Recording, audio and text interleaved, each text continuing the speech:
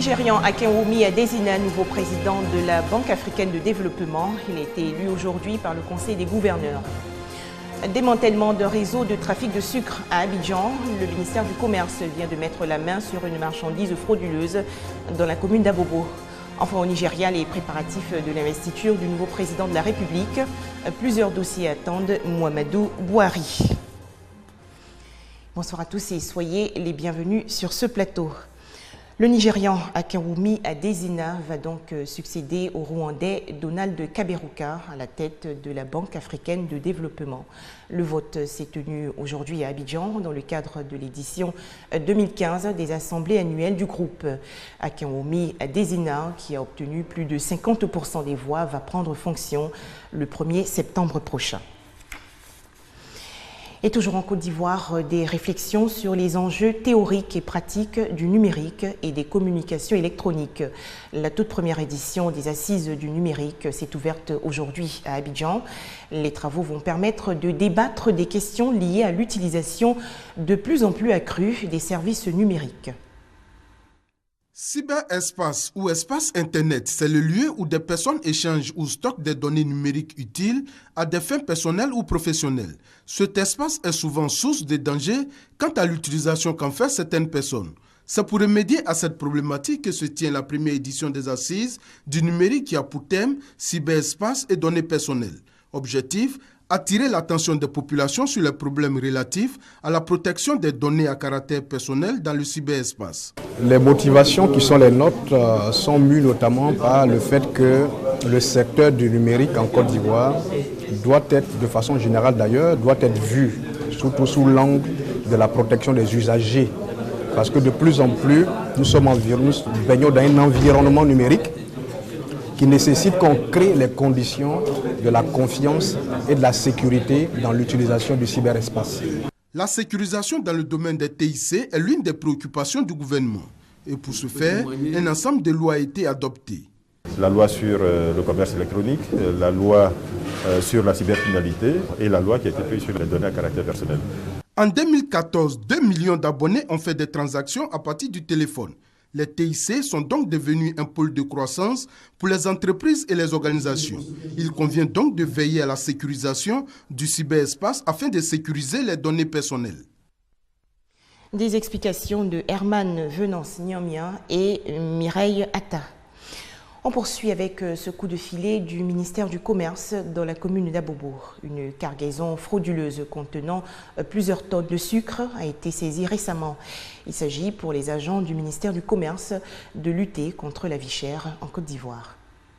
À l'aide de cette machine à coudre, du sucre en provenance d'un autre pays, transversé dans des sacs portant les insignes de sociétés ivoiriennes de production de sucre. Toute une expertise de fraude orchestrée dans ce magasin dans la commune d'Abobo.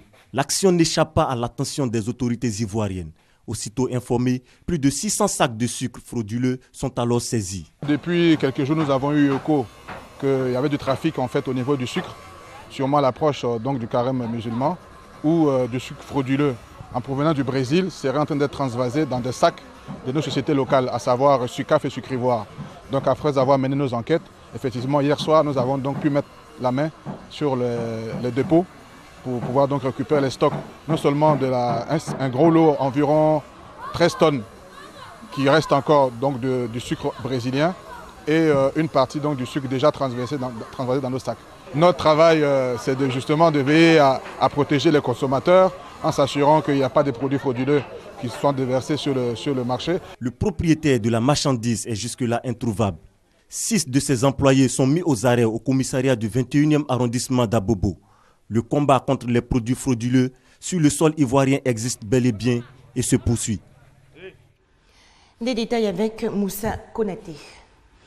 Prévenir est un moyen d'agir face au cancer. Le ministère de la Santé et de la lutte contre le sida organise ainsi une journée de consultation gratuite à l'endroit des populations.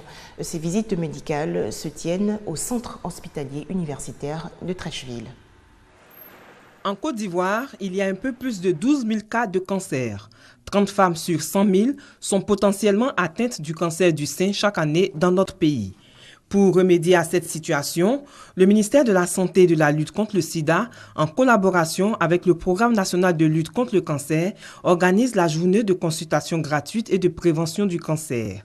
Une journée positive puisque de nombreuses personnes sont venues, certaines déjà malades du cancer et d'autres juste pour savoir. Quand j'ai touché quelque part, je vois que une petite boule. J'ai touché ici. C'est un peu ici. Oui, j'ai dit, bon, je vais venir voir. Peut-être que c'est un cancer, peut-être que c'est quelque chose. Si c'est autre chose aussi, on ne sait pas. Une journée de sensibilisation qui a mobilisé des médecins, tous des volontaires venus pour mieux informer la population sur le cancer, un mal qui progresse en Côte d'Ivoire. On a trouvé des personnes qui sont venues parce qu'elles avaient des douleurs au sein, sans forcément avoir de boules dans le sein. Il y avait des personnes aussi qui avaient des boules. On les a rassurées en leur disant que ce n'est pas forcément un cancer, mais on ne sait jamais, il faut faire des examens. Il y a des patients qui ont un cancer déjà connu et qui sont venus pour des orientations sur leur traitement. On attendait pour la journée d'aujourd'hui au moins 50 personnes. À 11h30, on était déjà à 43 personnes. Lorsqu'une personne de plus de 30 ans présente des troubles qui persistent dans la durée, c'est-à-dire même au-delà de 3 mois, il faut systématiquement consulter. Et cette consultation va être suivie d'explorations complémentaires. Pour cette journée de consultation et de dépistage, on a enregistré de nombreux cas de cancer du sein. Ensuite, celui du foie et de la prostate. On faisait le point avec Patricia Oumou-Etia. La commune de Trècheville qui justement va bientôt accueillir un cadre de vie sain. Les commerçants installés sur les emprises des voies publiques, notamment aux alentours de la Fédération ivoirienne de football et de la gare lagunaire, ont été déguerpis récemment. Il s'agit de l'opération de salubrité dénommée Ville propre. C'est une initiative du ministère de l'Environnement, de la Salubrité urbaine et du Développement durable. Initiée depuis 2014 par le gouvernement ivoirien, l'opération Ville propre se fait de plus en plus visible dans le district d'Abidjan. À Trècheville, le ministère de l'Environnement, de la Salubrité urbaine et du Développement durable a procédé au déguerpissement des commerçants installés sur les voies publiques aux alentours de la Fédération ivoirienne de football, de la gare lagunaire, de la Citaraille et de bien d'autres artères. L'objectif de cette opération, rendre le cadre de vie des populations salubres et sain. Je demande plutôt à la population de nous accompagner dans cette politique de lutte contre l'insalubrité.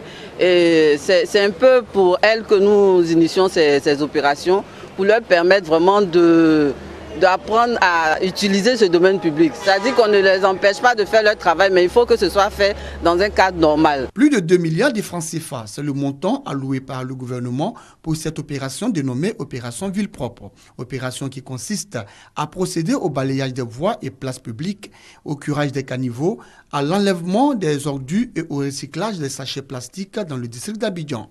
Débutée le jeudi 21 mai dernier, cette opération dans la commune de Trècheville va durer 15 jours. C'était un commentaire de Koné Pargassoro. La gestion des manifestations et la réouverture des radios privées au menu aujourd'hui de la reprise du dialogue politique entre les autorités burundaises et les opposants à un troisième mandat du président Pierre Nkurunziza. Les négociations qui avaient été interrompues il y a quelques jours se déroulent sous l'égide des Nations Unies et de l'Union africaine. Sécurité renforcée à Abuja au Nigeria pour préparer la cérémonie d'investiture du président Muhammadu Buhari demain, vendredi 29 mai. Le nouveau dirigeant nigérian devra répondre à de nombreuses attentes avec la chute du pétrole et une pénurie de carburant. Station essence fermée, chute des cours du pétrole. Le futur président du Nigeria, Muhammadu Buhari, qui prendra officiellement ses fonctions vendredi, hérite d'un pays sinistré. À Lagos, capitale économique du Nigeria, l'électricité est quasi inexistante. Les générateurs pullulent dans les rues pour alimenter les commerces. Igwe vend des chaussures. Il espère que le président va améliorer son quotidien. Dans mon magasin, ici, nous sommes alimentés au diesel. Il n'y a pas de lumière tous les jours. Et dans mon village, les gens souffrent. Pas de travail, pas de bonnes écoles, pas de bonne nourriture ni d'hôpital décent. Les défis du nouveau président sont immenses. Muhammadu Buhari a fait de la lutte contre la corruption son principal argument de campagne. Un sujet sans... Nous sommes conscients qu'il y a beaucoup de corruption dans l'industrie du pétrole et nous espérons que la première chose qu'il fera sera de s'attaquer à la corruption et au pouvoir. Une lutte qui s'avère difficile mais qui pourrait améliorer les finances de l'État. Si vous combattez la corruption et que vous ajustez tout cela, vous réduirez les dépenses du Nigeria d'au moins 30%. Au moins un tiers de l'argent produit par le Nigeria est volé. Si vous vous attaquez à cela, vous augmentez de 30% vos revenus. Autre défi de taille, la guerre contre Boko Haram. Ancien militaire, Muhammadu Buhari a promis de mettre fin à l'insurrection islamiste qui a tué plus de 15 000 personnes. Malgré la reprise par l'armée d'une grande partie du nord-est du pays, les Nigérians veulent voir les efforts se concrétiser. Boko Haram est déjà combattu. L'armée a déjà remporté plusieurs succès dans la zone de Boko Haram. Nous espérons qu'avec son arrivée au pouvoir, il consolidera ce succès. Outre la corruption et la sécurité, le futur président devra faire face à un chômage endémique qui touche 30% de la population. Il lui faudra également diversifier une économie trop dépendante de l'or noir. Il a 4 ans pour relever les défis de la première économie d'Afrique. Le spectre Ebola continue à planer en Afrique de l'Ouest. L'Organisation mondiale de la santé appelle en effet à rester vigilant face à l'épidémie, notamment en Guinée-Conakry. C'était lors d'une conférence internationale sur la fièvre hémorragique qui a déjà tué plus de 11 000 personnes dans la sous-région. Plus de 1500 morts à cause de la canicule dans le sud de l'Inde. Les températures ont en effet dépassé les 47 degrés Celsius. Les autorités indiennes recommandent aux populations de ne pas sortir en milieu de journée, de se couvrir la tête et de boire beaucoup d'eau. Enfin, scandale à la Fédération internationale de football. D'abord avec l'arrestation à Zurich de 7 responsables soupçonnés de corruption. Ensuite, avec la perquisition de son siège dans une enquête concernant l'attribution des Coupes du Monde en 2018 et 2022. Et aujourd'hui, l'Union des associations européennes de football, l'UEFA, appelle à la démission de Sepp Blatter. Le président de l'UEFA, Michel Platini, souhaite donc tourner la page Joseph Blatter et appelle les présidents de confédération à voter vendredi pour le challenger du président sortant, le prince jordanien Ali bin Hussein. Je lui ai dit, écoute Zep, on a commencé ensemble en 1998. C'était à Singapour qu'on s'est mis d'accord pour l'avenir de la FIFA. Nous avons gagné ensemble, nous avons travaillé ensemble. Aujourd'hui, je viens te demander de quitter la FIFA, de démissionner de la FIFA, de partir de la FIFA. Parce que l'image est mauvaise, on ne peut plus continuer comme ça. Je suis dépité, je suis écœuré et j'en ai marre. Enough is enough. Donc c'est trop, trop c'est trop. Je peux vous dire que demain, à l'élection du président, une très très très grande majorité des associations nationales européennes va voter pour le prince Ali. Dans l'état actuel des choses, il est temps que les dirigeants démissionnent. Blatter est à la tête de l'organisation depuis plus d'une décennie où les faveurs, la connaissance d'un système de pots de vin et les mauvaises pratiques ont été monnaie courante. Pour nous, il n'a pas la crédibilité nécessaire pour rester. Il n'a pas endossé son rôle de dirigeant en mettant en place de solides bases en matière de transparence, de responsabilité et d'honnêteté. Je ne veux pas spéculer sur ce que les gens savaient ou ne savaient pas, mais au bout du compte, Blatter était à la tête d'une organisation où il y a eu des discussions, des enquêtes, des mesures prises vers une réforme, mais où de réels progrès vers cette réforme n'ont jamais été faits. C'est une tentative évidente d'empêcher la réélection de M. Blatter au poste de président de la FIFA. Cela constitue une très grossière violation des règles de fonctionnement des organisations internationales. Ces fonctionnaires ne sont pas américains. Et il s'est passé quelque chose. Ce n'était pas sur le territoire des États-Unis. Donc cela ne les concerne pas du tout. C'est une nouvelle tentative évidente des États-Unis d'étendre leur juridiction à d'autres États.